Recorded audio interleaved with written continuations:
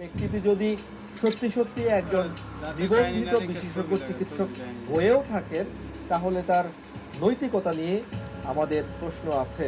একটি কথা মনে রাখবেন, ভুয়া চিকিৎসকের সাথে থাকা লোকের কিন্তু অভাব নেই। অবস্থা এমন পর্যায়ে পৌঁছেছে যে কোনো কাজ না থাকলে তার জন্য ডাক্তার হওয়াই সহজ। নাখালপাড়াতেই আরেক প্রতিষ্ঠান মা ডেন্টাল কেয়ার এর স্বত্বাধিকারী মোহাম্মদ তাজবিরুল আলম মাধ্যমিক পাশের পর ডিপ্লোমা কোর্স করে নামের আগে ডাক্তার লিখে দিব্যি রোগী দেখে যাচ্ছেন কথিত এই দাঁতের চিকিৎসক। এবার তাকে প্রশ্ন করার পালা।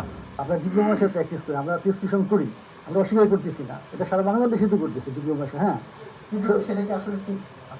সেটা ঠিক। এখন তারা কি বেকার থাকবে? আপনি যখন পড়াশোনা করে এই ডিপ্লোমা টেকনোলজিতে ভর্তি হয়েছেন, আপনাকে কি বাংলা বলেছে? আমাদের ডিপ্লোমা দিয়ে বেস্ট। আপনি তাহলে এখন ডাক্তার হয়েছেন না, চান কেন এখন ডাক্তার হয়েছে? তাজবিরুল প্রেসক্রিপশনের ডাক্তার আসিফ রেজা নামের একজনের নাম ব্যবহার করছেন। তিনিও নাকি একজন বিডিএস ডাক্তার, কিন্তু আমরা তার পরিচয় সম্পর্কেও নিশ্চিত নই। আমার টোটাল 10 থেকে 11 বছর বয়স হয়েছে। আচ্ছা, 10 থেকে 11 বছর ধরে একজন মানুষের নাম আপনি ফেক ব্যবহার করতেছেন। আপনি জানেন এই লোক আছে নাকি আসলে বেঁচে আছে না মারা গেছে?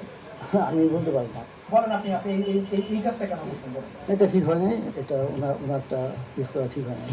ভুল স্বীকার করা মহত্বের লক্ষণ, কিন্তু সেটি যদি হয় চালাকি, তাহলে সেটি আর ভুল থাকে না, হয়ে যায় মস্ত বড় অপরাধ। আমাদের কাছে তথ্য আছে, তাজবিরুল এখনো দাঁতের চিকিৎসক পরিচয়ে চেম্বার চালিয়ে যাচ্ছেন। একটু আগে একজন বলছিল না, এভাবেই চলছে। হ্যাঁ, সত্যি এভাবেই চলছে, যেন দেখার কেউই নেই।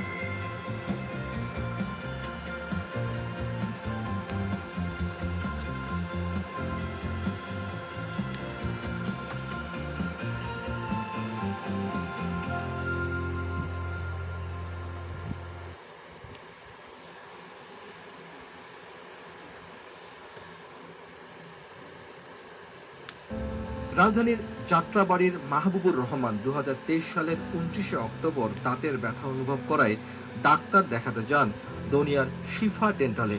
সেখানে চিকিৎসা দিতেন রজব আলী দেওয়ান ও মনিরুল ইসলাম। তাদের কেউই চিকিৎসক নন, তারা হচ্ছেন ডিপ্লোমা টেকনিশিয়ান। মাহবুব সেখানে